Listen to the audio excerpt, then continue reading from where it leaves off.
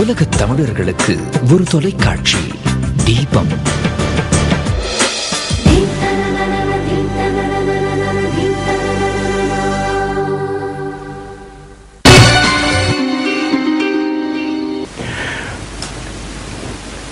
வணக்கம் நேயர்களே, இன்றைய சிந்திக்க சேமிக்க நிகழ்ச்சியிலே மிக நீண்ட காலமாக ஒரு 33 வருடங்களாக சுயாதீன நிதி ஆலோசகராக இருக்கின்ற வாய் ராமநாதன் நிலைய கழகத்திற்கு வந்திருக்கின்றார். முக்கியமாக இந்த காப்புறுதிகள் ஒரு பெரும் குழப்பகரமானதாகவே இருக்கின்றன. காரணம் என்னவெனில், இந்த காப்புறுதி தொடர்பாக நாங்கள் காப்புறுதி செய்யும் பொழுது அதனுடைய விண்ணப்ப படிவங்களை சரியாக அவதானிப்பதில்லை. ஏனெனில் அது கையெழுத்து வைக்கிறது மட்டும்தான் எங்களுடைய ஒரு முக்கியமான பணி என்று நாங்கள் நினைத்து கொண்டிருக்கிறோம். ஆனால் உண்மையில் அவ்வாறில்லை. அது பெரும் சிக்கலான நிலைமைகளை கூட எதிர்காலத்தில் தோற்றுவித்துவிடும். காப்புறுதி என்பது ஒரு சாதாரணமான விடயம் அல்ல. அது தொடர்பாக இன்று நாம் பேச இருக்கின்றோம். வணக்கம் வாயிராமநாதன். முக்கியமாக இந்த காப்புறுதிகளில் முதலிலே பொதுவான காப்புறுதிகள் என்று எதை நாம் குறிப்பிடலாம்? பொதுவான காப்புறுதிகள் குறிப்பிடும் பொழுது, ஒன்று உங்களது வீட்டு கட்டிட காப்புறுதி, இரண்டாவதாக வீட்டு பொருட்களுடைய காப்புறுதி, மூன்றாவதாக நீங்கள் வெளியில் கொண்டு செல்லும் பொருட்களுக்குரிய ஒரு காப்புறுதியும் இருக்கின்றதை நான் விளங்கப்படுத்துகின்றேன். இதை விட வர்த்தக காப்புறுதி, கார் காப்புறுதி இருக்கலாம். குறிப்பாக எமது மக்கள் இப்பொழுது எல்லாரும் வீடு வைத்திருக்கின்றார்கள், வீட்டில் சாமான் வைத்திருக்கின்றார்கள். ஆகவே இந்த வீட்டு காப்புறுதி, வீட்டு கட்டிட காப்புறுதி முக்கியம். அடுத்து வீட்டு சாமான்களுக்குரிய காப்புறுதி முக்கியம். சரி, இதுல இப்ப இங்கிலாந்தை பொறுத்தளவில் அல்லது ஐரோப்பிய நாடுகளை பொறுத்தளவில் காப்புறுதி எடுக்க வேண்டியது முக்கியமா வீட்டுக்கு? கண்டிப்பாக முக்கியம் என்னும் பொழுது, இங்கே நீங்கள் அனைவரும் வீடு வாங்கும் பொழுது ஒரு மோர்கேஜ், அதாவது கடன் பட்டு தான் வாங்குகின்றீர்கள். அதாவது நீங்கள் ஒருவராவது உண்மையை சொல்ல போனால் அந்த வீட்டை நீங்கள் நேரடியாக காசு கொடுத்து வாங்குவதும் இல்லை, அந்த வீடு உங்களுக்கு சொந்தமும் இல்லை.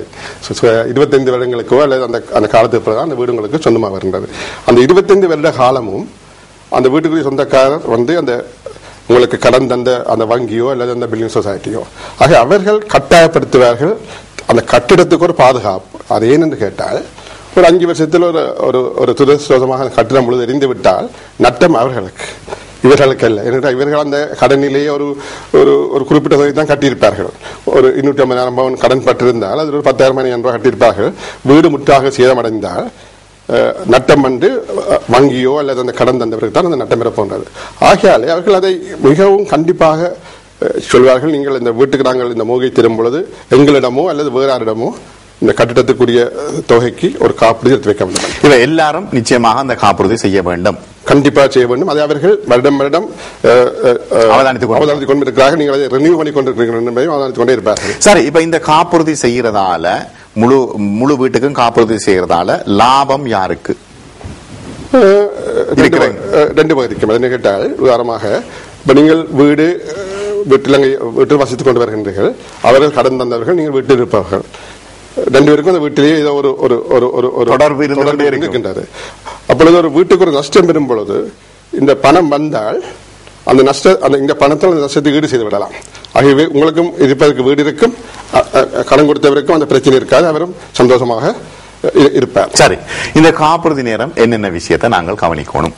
முக்கியமாக இந்த கட்டிடத்துக்கு என்ன மாதிரி ஒரு பெருமதியை போடுறது. அதாவது ஒன்றை சொல்வார்கள், நீங்கள் வீடு வாங்கும் பொழுது வீட்டு மார்க்கெட் வேல்யூ ஒன்று இருக்கு. அதாவது வீட்டை நீங்கள் செய்வது 400,000 வாங்குவீர்கள். அது ஏன்னு கேட்டால் அந்த வீட்டின் இருக்கிற இடம், அது எங்கே இருக்கின்ற என்ற இடத்தை பொறுத்தும், அடுத்தது அந்த வீட்டின் அளவு பிரமாணங்கள் எவ்வளவு காணி இருக்குன்னா பொறுத்தும். ஆனால் காப்புறுதி ஸ்தாபனங்கள் பார்ப்பது இல்லை. அந்த காணியை விட்டுவிடுவார்கள், வெளியே விட்டுவிடுவார்கள். ஆக பார்ப்பார்கள், இந்த வீட்டை நாங்கள் திருப்பி இதே மாதிரி கட்டுவதற்கு எவ்வளவு பெறுமதி. அது சில சமயம் ஒரு 250,000 தான் இருக்கும். அப்பொழுது நீங்கள் வீடு வாங்குற விலை 400,000 இருந்தாலும் அந்த வீட்டை ரீபில்டிங் காஸ்ட் என்று சொல்வார்கள். அதாவது திருப்பி இதை முழுமையாக கட்டுவதற்கும் அதோடு சம்பந்தப்பட்ட செலவுகள், அதாவது இந்த வீட்டை உடைத்து அந்த அப்புறப்படுத்துறது, ஆர்கிடெக்ட் ஃபீஸ் எல்லாம் சேர்த்து ஒரு 300,000 சொல்வார்கள். அப்பொழுது அந்த 100,000 நீங்கள் கொடுக்கிறீர்கள் அந்த இடத்துக்கும், அந்த பெருமதி கொள்கை அந்த வீட்டுக்கு அல்ல. அப்பொழுது இந்த 300,000 நீங்கள் அந்த வீட்டை காப்புறுதி செய்திருந்தால் அது போதும். இப்பொழுதுதான் வருகின்றது. இப்பொழுது நீங்கள் உங்களுக்கு ஒரு விண்ணப்ப பத்திரத்தை தேர்வாக சொல்லி இந்த விண்ணப்ப பத்திரத்தை நீங்கள் நிரப்பும் பொழுது மிக மிக மிக மிக மிக அவதானமாக நிரப்ப வேண்டும். அதில் 3 மிக மிக சொன்னேன் கேட்டால், அதிலே நீங்கள் கொடுக்கின்ற ஒவ்வொன்றும் ஒன்று அதுதான் உங்களோட ஃபேக்ட் ஆஃப் ஸ்டேட்மெண்ட், அதாவது நீங்கள் கொடுக்கறத கொண்டு அவர்கள் அந்த அதற்குரிய கட்டணமோ அதை தீர்மானிக்கின்றார்கள். உதாரணமாக அந்த அதில் ஒரு கேள்வி இருக்கும், இந்த வீட்டில் இத்தனை அறை இருக்கின்றது, 3 அறைகள், ஃபிளட் ரூஃப் இருக்கின்ற கேள்வி இருக்கக்கூடும். அப்படி பல கேள்விகள் இருப்பாங்க. அதுக்கு எல்லாத்துக்கும் நீங்களே பதில் சரியான பதில போட வேண்டும். கடைசியால் கேட்பார்கள் எவ்வளவு ரீபில்டிங் கோஸ்ட், அதாவது இதை திரும்பவும் கட்டுறது, அதுக்கு நீங்கள் ஒரு பெருமதியை போடுகிறீர்கள். இதெல்லாம் வைத்துத்தான் யார்கிட்ட கேட்டு போடணும் நாங்கள்? இல்ல, அது உங்களது நீங்கள் ஒரு வீடு வாங்கும் பொழுது உங்களது அதாவது வேல்யூவேஷன் ரிப்போர்ட் ரெண்டும் கொடுப்பார்கள், மார்க்கெட் வேல்யூ கொடுப்பார்கள், ரீபில்டிங் காஸ்டும் கொடுப்பார்கள். இதுபோல் நீங்கள் இந்த வீட்டை 10 வருஷத்துக்கு முந்தைய வாங்கினீர்கள். வாங்கிவிட்டு நீங்கள் என்ன செய்யணும் கேட்டால் அந்த விண்ணப்ப பத்திரத்தில் போட்டு அந்த விவரங்களை அனுப்பி நீங்கள் ஒரு பிரீமியத்தை கட்டிக்கொண்டு வருகின்றீர்கள். அது ஒன்றில் ஒரு வருடாந்த கட்டணமாக இருக்கும் அல்லது ஒரு மாதாந்த கட்டணமாக இருக்கும். ஒவ்வொரு வருடம் முடியும் பொழுதும் 21 நாட்களுக்கு முன்பு அது உங்களுக்கு திரும்பவும் அதை புதுப்பிப்பதற்கு உங்களுக்கு அனுப்புகின்றார்கள். ஒன்றை நல்லா விளங்கிக் கொள்ள நாங்கள் இந்த ஆயுள் காப்புறுதி போல் அல்லாமல் இந்த பொது காப்புறுதிகள் எல்லாம், காராக இருந்தா என்ன அல்லது இந்த வீட்டு சாமான் இருந்தா என்ன, கட்டணமா இருந்தா என்ன, இவைகள் ஒரு வருட கண்ட்ராக்ட், அதாவது ஒரு வருட ஒப்பந்தம் தான். அடுத்த வருடம் எல்லாம் ஒரு வருட ஒப்பந்தம் தான். அதுக்கு அடுத்த வருடம் அவர்களை முடியாமல் உங்களை திருப்பவும் நாங்கள் இதை நாங்கள் மேற்கொண்டு கொண்டு கண்டினியூ பண்ண மாட்டோம்னு சொல்ல முடியும். நீங்களும் அவளை விட்டு இன்னொரு கம்பெனிக்கு நீங்க போகலாம். தச்சல் இடத்தில் லாபம் கிடைச்சா நீங்க போய்விடுவீர்கள், சொல்லவே மாட்டீர்கள். ஆகவே இது ஒரு 12 மாதம், அதாவது இன்றைக்கு எடுத்தால் 18ஆம் தேதி செப்டம்பர் மாதம் எடுத்தால் அடுத்த வருஷம் 17 செப்டம்பரோடு இது முடிகின்றது. ஆனால் அந்த 17 செப்டம்பர் 2012க்கு வர முன்பு 20 நாட்களுக்கு முன்பு அவர்கள் மீண்டும் உங்களுக்கு ஒரு ரினியூவல் டாக்குமெண்ட் சொல்வார்கள், அதாவது இதை புதுப்பிக்கக்கூடிய கார் இன்சூரன்ஸ் போல இதுக்கும் அனுப்புவார்கள், எல்லாத்துக்கும் அனுப்புவார்கள். ஆகவே அதை நீங்கள் முழுமையாக பார்க்க வேண்டும். இந்த ஒரு வருஷத்துக்குள்ள என்ன கேட்கிறேன் என்றால், இந்த நீங்கள் அந்த சென்ற வருடத்துக்கு இந்த வருடத்துக்கு இடையில் நீங்கள் ஏதாவது வீட்டில் மாற்றங்கள் ஏதாவது சேர்க்கின்றீங்களா? மாற்றம் என்பது 5 விஷயத்தை கேட்கிறார்கள். ஒன்று, உதாரணமாக வீட்டில் இன்னொரு மேலதிகமாக ஒரு லாஃப்டிலே ஒரு அறை போட்டுக்கிறீர்களா? அப்படி ஏதாவது இந்த ஸ்ட்ரக்சரில் ஏதாவது மாற்றம் இருக்குதா? அதை விட இன்னொன்று கேட்கிறார்கள், உங்கள் குடும்பத்தை தவிர உங்களை இன்னொரு நண்பரோ அல்லது இன்னொரு 2 பேர் வந்து உங்கள் வீட்டில் தங்கியிருக்கிறார்களோ நிரந்தரமாக இருக்கிறார்கள் கேட்கிறார்கள். மூன்றாவது, நீங்கள் செய்யும் தொழிலில், அதாவது நீங்கள் அந்த விண்ணப்ப பத்திரம் நிரப்பும் பொழுது நீங்க சொல்லுவீங்க நான் ஒரு கிளாக் இருந்தேன், இப்ப நீங்க சொல்லுவீங்க நான் அந்த வேலையை விட்டுட்டு நான் பொழுது மினிக்கா போடுறேன்.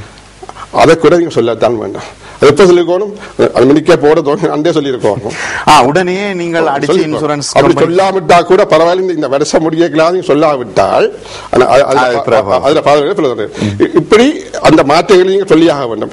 அல்லது நீங்கள் இந்த வீட்டை விட்டு சில கம்பெனிகள் கேட்பார்கள், 30 நாட்களுக்கு மேலாக நீங்கள் லீவில் போய் யாழ்ப்பாணத்திலே இலங்கைக்கோ அல்லது இந்தியாவுக்கோ எங்க போக போறீர்களோ, அதாவது தொடர்ந்து 30 நாட்களுக்கு மேலே போறீங்களோ, சில சொல்லுவாங்க 45, 60 சொல்லுவாங்க.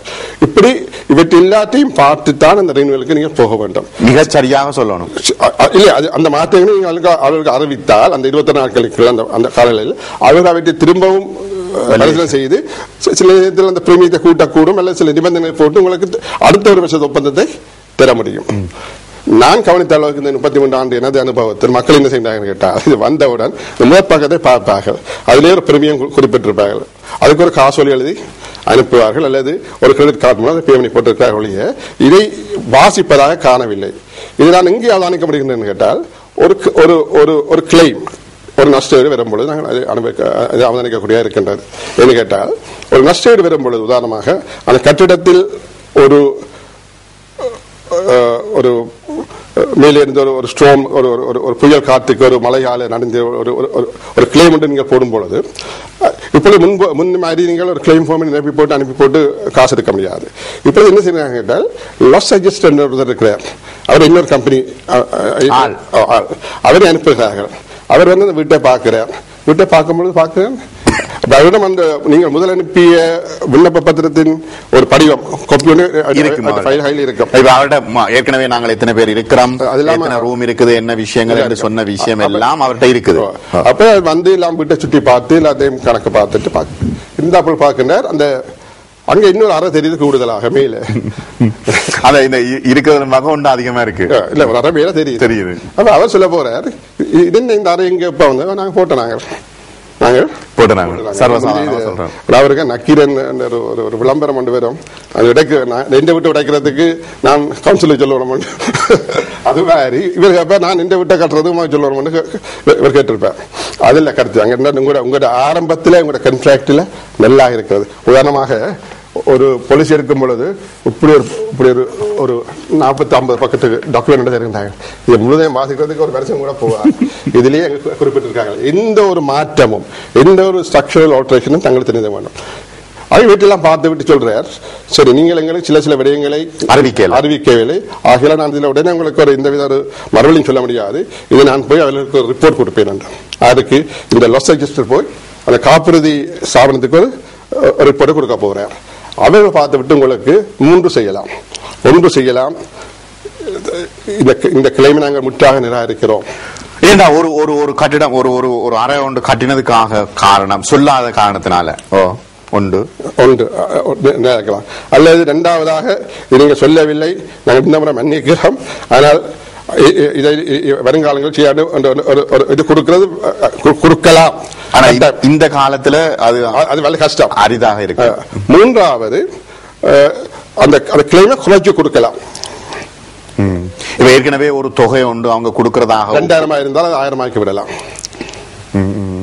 என்று கேட்டால் எங்கே அந்த சிக்கல் வருது. அந்த சிக்கல் கேட்டால் நீங்கள் அந்த வீட்டுக்கு சொன்னீங்க 300,000 சொன்னீங்க, இப்ப 40,000 பவுன் செலவழிச்சு லஃப் போட்டுக்கிறீங்க. அப்ப உங்களோட வீட்டின் பெருமதி வந்து 340,000 பவுன். வீட்டின் கட்டிடப்பிரிவு வந்து 40,000 நீங்க செலவு அதையும் சொல்லி போட்டீங்க. அப்ப அவன் சொல்றான்னு கேட்டால், நீங்கள் எனக்கு பிரீமியமாக 300,000 தான் கட்டி கொண்டு இருந்தேன், ஆனால் இப்ப கடந்த 6 மாதம் 8 மாதம் 40,000 கூடி இருக்குது, அதுக்கு நீ பிரீமியம் கட்டையில, ஆக நான் அதுக்கு ஏற்ற மாதிரி அந்த கிளைமை கழிச்சு கொண்டு உங்களை தாரன்னு சொல்ல போறேன்.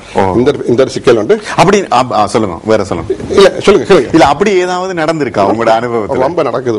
அந்த பிரச்சனை நான் நீங்கள் கேட்கும் பொழுது நான் குறிப்பா சொன்னேன், இனிமேல் காலத்தில் ஆக்களை இன்சூரன்ஸ் எடுக்க துவங்கி விட்டாங்க. ரொம்ப சொல்வதற்கு இல்லை, ஆனால் எடுத்த இன்சூரன்ஸ் எப்படி பாதுகாக்க வேண்டும் என்பதை வடிவாக பார்த்துக் கொள்ள வேண்டும்.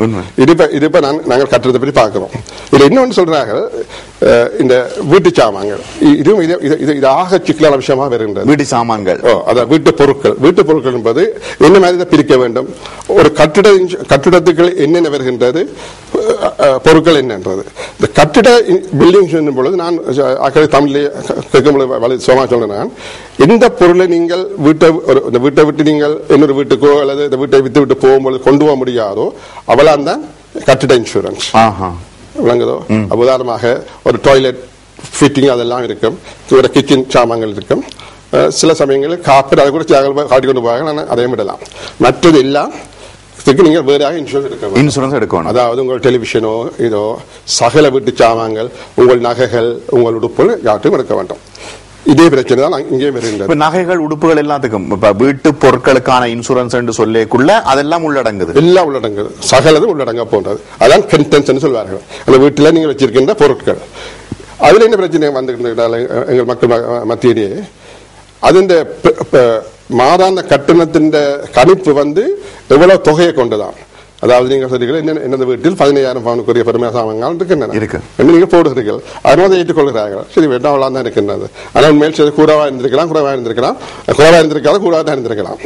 ஆகவே நீங்கள் 15,000 சொல்லியிருக்கீர்கள், நீங்கள் அதை வழியாக விளங்கிக் கொள்கிறீர்கள். அந்த 15,000 சொல்லும் பொழுது அவர்கள் அங்கே சொல்கிறார்கள், அந்த 15,000 என்பது முழு சாமான்களுக்கும், அதாவது உங்கள் வீட்டில் இருக்கின்ற தளபாடங்கள், நகைகள், மற்றது உங்களது துணிமணிகள் மற்றும் பாவிக்கிற பொருட்கள் எல்லாத்துக்கும். ஆனால் அதுக்கு இன்னொரு க்ளோஸ் போடுவார்கள், ஹை ரிஸ்க் ஐட்டம்ஸ் என்று. அதாவது ஒரு கல்லன் வந்தால் உடலாக இருக்கக்கூடிய பொருட்கள் என்று சிலதை வகுத்திருக்கின்றார்கள். அதிலே முதலாவது வந்து எங்களது நகைகள், தங்க நகைகள் அல்லது ஜெம்ஸ், அதில் வருகிறது.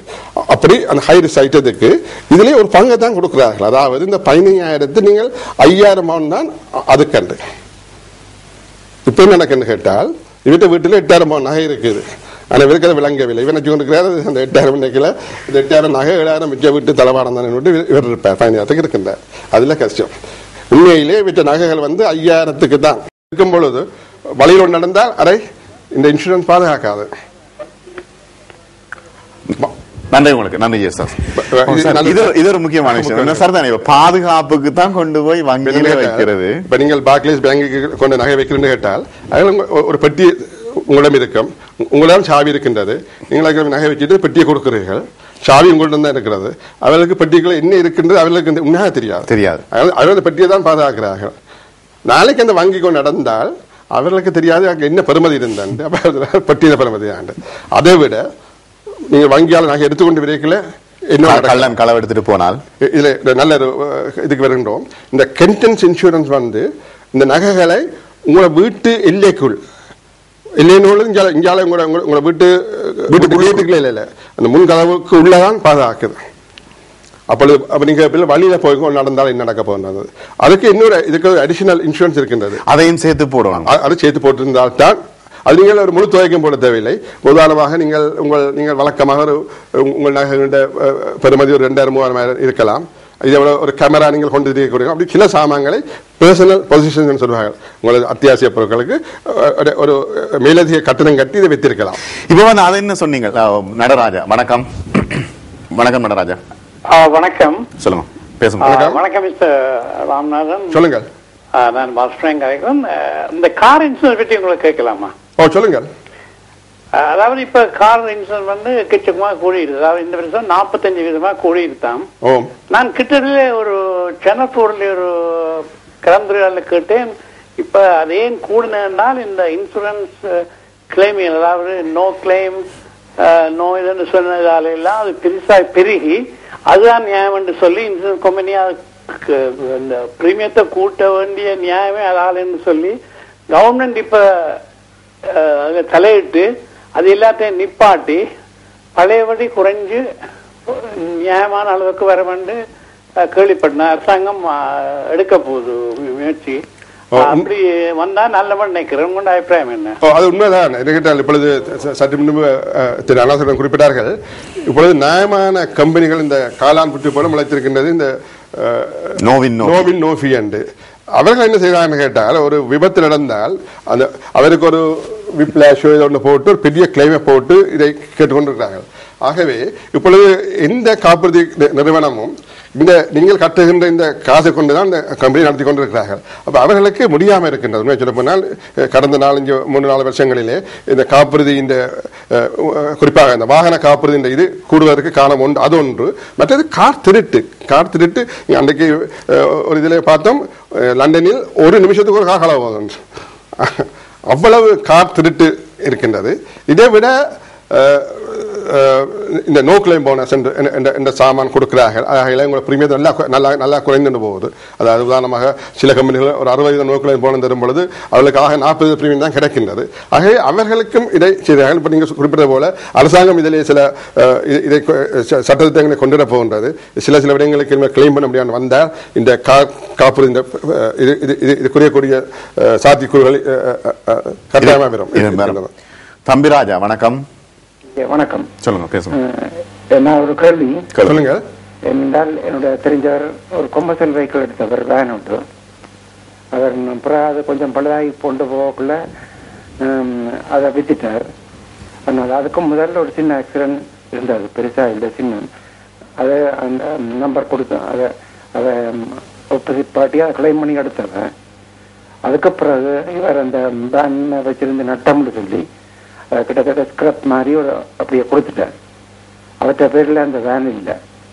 அதனால் இன்சூரன்ஸ் கம்பெனி தொடர்ந்து 1 வருஷத்துக்கு அவர்கிட்ட கட்டாயப்படுத்தி அந்த இன்சூரன்ஸை கேட்குது. கட்டாயப்படுத்தி அது என்ன கேட்டால், ஒரு நீங்கள் உங்களது காரோ அல்லது வேனோ முற்றாக சேதமடைந்து என்று சொன்னால் அதன் வாழ்நாள் முடிந்து விட்டது. நீங்க ஒத்துக்கொள்ள வேண்டாம். என்ன கம்ப்ளீட்டாக அது வாழ்நாள் முடிஞ்சது. இறந்து விட்டான்னு சொல்லுங்களேன், அது வாழ்நாள் முடிந்து விட்டது. ஆனா நீங்கள் பாக்குறீங்கன்னு கேட்டால் இதை திருத்திக்கிறதுக்கு ஓடலாம் வேண்டும். அப்ப என்ன சொல்றான்னு கேட்டால் இல்லை, அதுல ஒரு பிழையும் இல்லை. என்ன கேட்டால் அது என்ன சொல்றான்னு கேட்டால், சரி நாங்கள் உங்களுக்கு இந்த முழு, அதாவது இந்த கார் இன்னைக்கு திருத்த முடியாது என்று சொல்லிதான் முழு காசையும் தாரோம். ஆகல இது ஸ்கிராப், அதாவது காரை நாங்கள் ஸ்கிராப் பண்ணி விட்டோம். ஆனா நீங்க காரை எடுத்து வேற ஒரு உங்களுக்கு நண்பன் மூலமோ அல்லது தெரிஞ்ச மூலமோ அதை நீங்கள் திருத்த முற்பட்டு திருத்தி ஓட தோங்குறீர்கள். அப்படி ஓட தோங்கும் பொழுது கண்டிப்பாக அதுக்கு திரும்ப ஒரு எம்ஓடி ஒரு இன்சூரன்ஸ் வேணும் தானே, அதுதான் கூறுகின்றார்கள். அதுல பிள்ளைகளை தான் நம்பி இல்ல என்னென்றால் அவைகள் சொல்லி சொல்லுங்கள். இவர் தன்னிட்ட பேர்ல இருந்து காரை மாத்தி கொடுத்துட்டார். அதுக்கு பிறகும் இவர்கிட்ட இன்சூரன்ஸை கட்டாயப்படுத்தி கேட்கணும். என்னடா இவர் முந்தி கிளைம் பண்ணிருக்காரு ஒரு மாதத்துக்கு முந்தி. இல்ல இப்ப வந்து ஒரு வேன் வச்சிருந்தவர் அது இதற்கு நட்டம் சொல்லி வித்துட்டாரு. ஆனால் அதுக்கும் முதல் ஒரு மாதத்துக்கு முந்தைய ஒரு ஆக்சிடென்ட் பட்டது. அதுக்கு இவர் இன்சூரன்ஸ் கம்பெனி நம்பர் கொடுத்திருந்தவர். அவர் கிளைம் பண்ணி எடுத்திருக்கிறார். ஆனால் இவர் அந்த வேன் தனக்கு வச்சிருக்க நட்டம் சொல்லி ஒரேதான் வித்து மற்ற பேர்ல அந்த வேன் இல்ல. ஆனால் இன்சூரன்ஸ் கம்பெனி சொல்லுது அதை பற்றி தெரியாத நீ கட்டி முடிக்கணும். என்னத்தை கட்டி முடிக்கணும்? இன்சூரன்ஸ் ஒரு வருஷத்து இன்சூரன்ஸை கட்டி முடிக்கணும். ஒரு வருஷ எக்ரிமெண்ட் கட்டி முடிக்கணும். அப்படி இருக்கா? அப்படி இருக்கு. அது என்ன கேட்டால் நீங்கள் என்ன மாதமாக கட்டி இருப்பீர்கள். என்ன மாதமாக கட்டி போட்டு நீங்க என்ன செய்யறீங்க கேட்டால் 8ஆம் மாதத்துல ஒரு கிளைம் வந்திருக்கிறது. நீங்க என்ன செய்ய அந்த கார் இல்லையன்ற உடனே நீங்க நினைக்கிறீங்களாக்கம் அந்த நான் 8 மாதம் கட்டினது போதும் 8 மாதம் கட்ட வித்துட்டார். அப்ப அவரும் கட்டணுமே. 2 பேரும் வாங்கினவர் வாங்கின இன்சூரன்ஸ் எடுத்துக்கிறார். கேள்வி என்ன? அவர் வேற கம்பெனில எடுத்திருப்பார் தானே. அவர் எடுக்காம எப்படி ஓடுறது ரோட்ல வாகனத்தை? அவர் ஸ்கிராப் பண்றதுக்கு தான். அவர் ஒரு ஸ்கிராப் காரன் தான் அதை எடுத்தவர். அவர் எடுத்து அந்த பாட்டுகளை கட்டி கட்டி அவர் கிணண்டுக்கு விற்கிறாரு. என்ன செய்துட்டு அவர் அதை என்ன செய்தாரு அது தெரியாது. அவர் ஏதோ அதை கொண்டு அவர் ஏதாவது மணி மேக் பண்ணலாம்ட்டு நன்றி நன்றி தம்பி ராஜா. இவன் நீங்கள் அவருடைய திரு ராமநாதன் அவர்களுடைய தொலைபேசி இலக்கத்தோடு தொடர்பு கொண்டு மேலும் இதை பற்றி கூடுதலாக கதைக்கலாம் தம்பி. ஒரு இதான வடிவாத பற்றி ஒரு ஆராய்ச்சி செய்யலாம். அது மற்றவர்களுக்கும் பிரயோசனம். ரைட். அடுத்தது வந்து நீங்க சொன்னீங்க இன்னும் ஒரு விஷயம் சொன்னீர்கள். இந்த கொண்டு போற சாமானுக்கான இன்சூரன்ஸ் அது என்ன விஷயம்? அது என்ன கேட்டால் நீங்கள் கூட வீட்டு பொருட்களை நீங்கள் இன்சூரன்ஸ் வச்சிருக்கீங்கள உங்களோட மகன் அல்லது மகள் யூனிவர்சிட்டிக்கு படிக்க போறாங்க. ஒரு நன்மையான விஷயம் செய்யறாங்க. அதாவது உங்களோட குடும்பத்தில் அதாவது தாய் தகப்பன் 2 பிள்ளைகள் அதில் ஒரு பிள்ளை யூனிவர்சிட்டி போகும்பொழுது சொல்றாங்க இதுல ஒரு குறிப்பிட்ட தொகையை ஒரு 3000 மணிக்குரிய சாமான்கள் ஒரு சின்ன ஒரு லேப்டாப் அதை கொண்டு போய்க்கல அதுக்கு நீங்க புதுசா இன்சூரன்ஸ் எடுக்க தேவையில்லை. அது நாங்கள் இந்த வீட்டு பொலிசிலே கவர் பண்ணணும்னு சொல்றாங்க. அது நல்ல விஷயம். அது அந்த பிள்ளை அங்கே படிக்க போன இடத்துல இன்னொரு இடத்துல ஒரு விலாசத்துல ஒரு அறையில் இருக்கு. ஆனால் இது அதுக்கு முன்கூட்டியே சொல்ல வேண்டும். சொல்ல விழுந்து போட்டு நீங்க சொல்ல நடந்தா பிறகு இந்த பிள்ளை யூனிவர்சிட்டி படிச்சது நான் அங்கே இந்த கலை போயிட்டேன் முதலே யூனிவர்சிட்டி போகும்போது சொல்லியிருக்கலாம். இந்த பிள்ளை படிக்க போது ஒரு குறிப்பிட்ட தொகை சொல்லுவாங்க. இந்த தொகைக்கு நான் வித்திருக்கணும். நான் முதல் கூறிய என்னன்னு கேட்டால் நீங்கள் வழியில் போகும்போது உங்க நகை களவு போய்விட்டது. ஒரு சங்கிலியோ இன்னொன்று களவு போயிட்டு அது உங்களுக்கு சாதாரண வீட்டு பொருட்கள் அதாவது ஹோம் கண்டென்ஸ் இன்சூரன்ஸ் அது கவர் பண்ணவே மாட்டுது. என்ன உங்களை ஹோம் கண்டென்ஸ் எல்லாம் வழங்கிக் கொள்ளுங்க. அந்த பேரே ஹோம் கண்டென்ஸ் தான். வீட்டு பொருட்கள் வீட்டுக்குள்ள ஹோமுக்குள்ள அந்த சிவருக்குள்ளதான் அந்த சிவருக்குள்ள அந்த களவு போனாத்தான் அல்லது எரிஞ்சு போனால் அப்படிப்பட்ட ஏதாவது பயிலுக்கெல்லாம் அந்த விலை போன்றது. ஆனா இதுக்கண்டு ஒரு அடிஷனலாக ஒரு பிரீமியம் கட்டி வச்சிருக்கலாம். நீங்க முழுக்க கட்ட தேவையில்லை. உதாரணமாக நீங்க கொண்டு போற லேப்டாப் ஒரு சாதாரண கேமரா ஒரு நகைகள் இல்லாத பெருமதியை பார்த்துட்டு ஒரு 3000 பவுன் எனக்கு காணும். என்ன எல்லாம் ஒரே நேரத்தில் போறதில்ல தானே. ஒரு சங்கிலி போவோம் அல்லது ஒரு லேப்டாப் போவோம் அல்லது 3000 திருப்தியா போதும். ஒரு 3000 பவுனோ 5000 பவுனுக்கு நீங்கள் செய்து வச்சிருந்தால் இப்படி ஒரு சம்பவம் நடக்கல. அது வந்து தனியாக லண்டனில் மாத்திரமல்ல யூகேல மாத்திரமல்ல நீங்க வெளிநாட்டுக்கு விடுமுறைக்கு போய்களே அது கவனம். அந்த வெளியில கொண்டு போற பொருட்களுக்கான இன்சூரன்ஸ் வெளிநாட்டிலையும் கவனம். நீங்க ஹாலிடே போகும்போது சொல்லிப்பட்டு போனீங்கன்னு கேட்டால் நான் அடுத்த நாள் சொல்லிட்டு போகணும். சொல்லிப்போம். இது அவர்களுக்கு முன்கூட்டியே தெரிந்தால் எப்பொழுதும் லேசு நன்மைகள் ரொம்ப உள்ளது. அடுத்து முக்கியமாக இந்த 2 இன்சூரன்ஸ் நான் சொன்னது போல இந்த விண்ணப்ப பத்திரங்கள் நிரப்பும் பொழுது தயவு செய்து அதில் இந்த ஃபால்ஸ் டிக்ளரேஷன் கொடுத்தால் கீழே போட்டுக்கிறான் நீங்கள் மறியலுக்கு கூட போகலாம் என்று கேட்டால் அதில் நீங்கள் பிழையான தகவல்கள் கேட்டால் அது கேட்டால் இங்கே உங்களை தெரிந்தால் இங்கே சட்டங்களின்படி ஒரு பிள்ளையான தகவலை கொடுக்கறதே பிள்ளைய அதனால நீங்கள் ஒரு கம்பெனி ஏமாற்று என்ற ஒரு குற்றச்சாட்டை கொண்டு வரலாம். மிக நன்றி ராம். இந்த நல்ல சந்தர்ப்பத்தில் பல முக்கியமான விஷயங்கள் மிகவும் பிரயோசனமான காப்புறுதி தொடர்பான விஷயங்களை நீங்கள் விளங்கப்படுத்தினீர்கள்.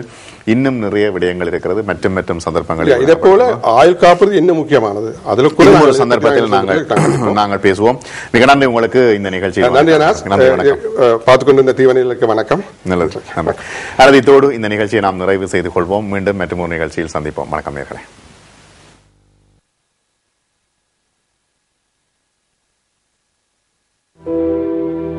Asha would ask you something, if she could.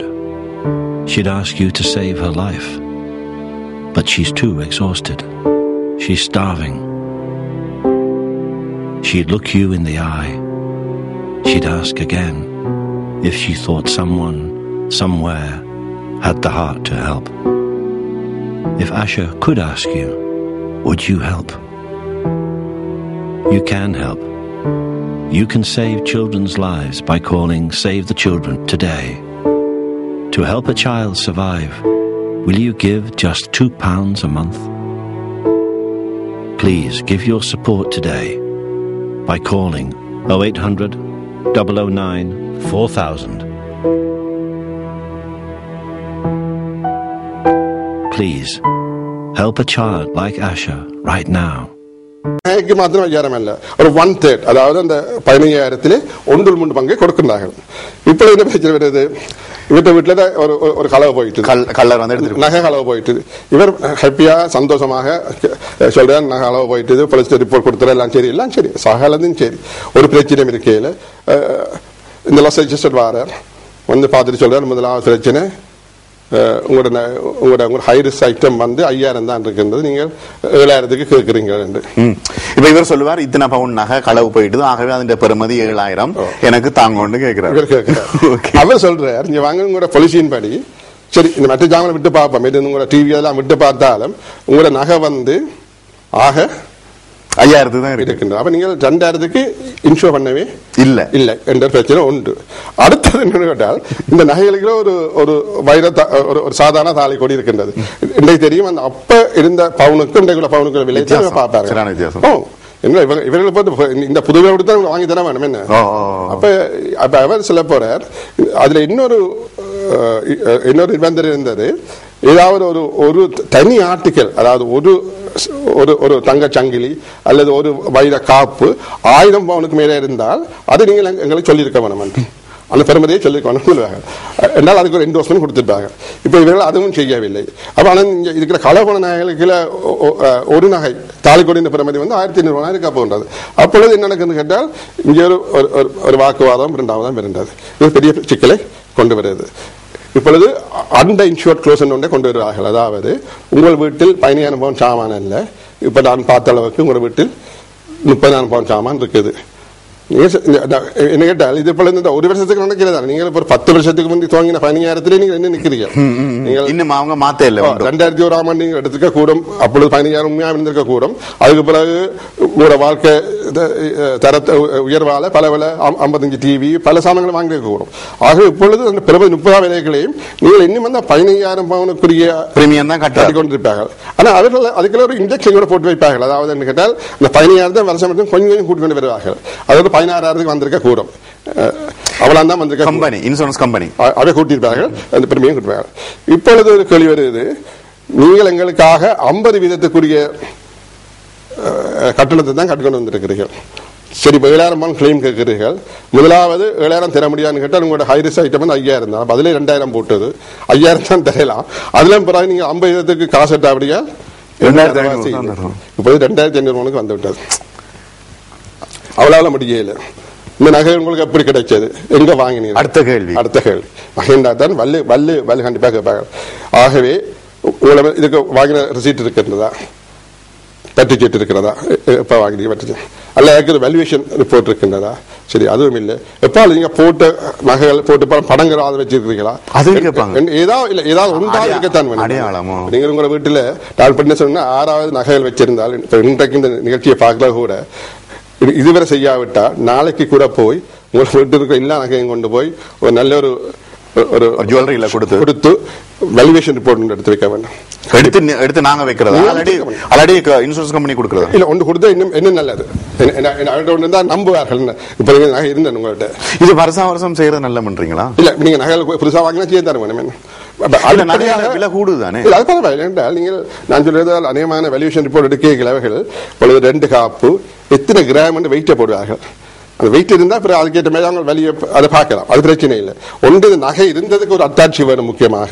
அடுத்தது அந்த நகையின் பெருமதிலும் பார்க்க அதின் எத்தனை கிராம் எவ்வளவு நகையின் வெயிட் இருந்தால் இன்னும் ஒரு பிரச்சனை ஒன்று இருக்கு. இப்ப கனகாலத்துக்கு முதல் நகை வாங்கி இருப்பினும் ரிசீட் எல்லாம் இல்லாம இருக்கும், அவையில என்ன செய்யறது? செய்யலாம் கட்டாயம். சரி, நீங்க சொல்றீங்க இந்த போல இன்னும் மறக்கிறதுக்காக நாங்கள் இதை சிங்கப்பூர்ல வாங்கி வந்து நாங்க அது இன்னும் சிக்கலுக்காக போய் அது உங்களை போலீஸ்லேயே மாட்டி விட போகுது. அது கேட்டால் அதுக்கப்புறம் நீங்கள் அப்பொழுது ஹீத்ரோ ஏர்போர்ட் அதை டிக்ளேர் பண்ணிருக்கீங்களா? ஏர்போர்ட்டில் டிக்ளேர் பண்ணீங்க. நீங்க நகை கொண்டு தான் டிக்ளேர் பண்ணி தான் உங்களோட சொந்த நகை கொண்டு தான் பரவாயில்லை. உங்களுக்கு தெரிந்தானே நீங்க வெளிநாட்டை போட்டு வரையில இத்தனை ரூபாய்க்கு மேல சாமான்கள் மேல கொழுந்தால் அதை டிக்ளேர் பண்ணி அதுக்கு ஒரு சீட்டு பண்ணுவோம். அப்ப அதுல ஒரு இது வரப்போகின்றது. ஆகவே நகைகள் வைத்திருப்பவர்கள் தயவு செய்து எப்பொழுது நகை வாங்கினாலும் அந்த பட்டுச்சீட்டு வாங்கணும். சும்மா பட்டுச்சீட்டு வாங்கிச்சுவோம் இல்லை, ஒரு 1ஆம் தேதியை போட்டு பட்டுச்சீட்டு வாங்கிச்சுவோம் இல்லை. உங்களது பேரு திரு மிஸ்டர் சோன்சோ அவருடைய அந்த வாங்கும்போது இந்த வீட்டு விலாசம் போட்டு ஒரு பட்டுச்சீட்டு வேண்டி கட்டாயம் வச்சிருக்க வேண்டும். இப்ப இதுவரை வாங்கின நகைகளுக்கு கூட பட்டுச்சீட்டு இல்லாவிட்டால் கூட எல்லாவற்றையும் ஒன்றா கொண்டு போய் கூட ஒரு வேல்யூவேஷன் ரிப்போர்ட் எடுத்து வச்சிருந்து அதுல ஒரு கொப்பியை கூட நீங்கள் அனுப்பினால் நல்லது.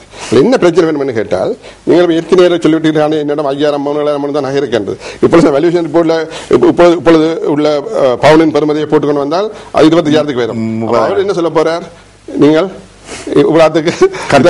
கூட்ட பண்ண மாட்டேன் இல்ல கூட்டணும் சொல்ல போறார். அப்ப இந்த சிக்கல்கள் இருக்கின்றது. மற்றது அந்த விண்ணப்ப பத்திரம் நிரப்பும் பொழுது 10 வருஷங்களுக்கு முன்பு நீங்கள் மேனுவலாக சேராங்க. சரி, தொடர்ந்து பேசுவோம். இங்கே கணக்காளர் வை ராமநாதன் எங்களோடு இருக்கின்றார், நிதி ஆலோசகர். இப்பொழுது இடைவேளையை தொடர்ந்து நாங்கள் பேசுவோம். நீங்களும் அவரோடு கேள்விகள் கேட்கலாம்.